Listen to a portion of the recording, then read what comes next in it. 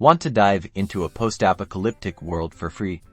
I'm going to show you how to grab the first episode of The Descendant on PC, absolutely free. First, head over to Steam. If you don't have Steam installed, you'll need to download and install it from the official Steam website. It's a pretty straightforward process. Once you have Steam open, look for the search bar. It's usually at the top right-hand corner. Type in The Descendant and hit enter to search. Okay, you should see The Descendant in the search results. Click on it to go to the game's store page. Now, scroll down the page until you see a list of episodes. You will see all 5 episodes as DLCs to the main game.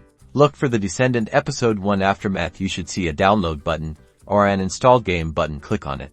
A small window will pop up asking you to confirm the installation. Choose your installation drive if prompted, and click Install. Steam will then download and install the first episode. Once the download is complete, you can find The Descendant in your Steam library. Just click play and you're all set to experience the beginning of this story.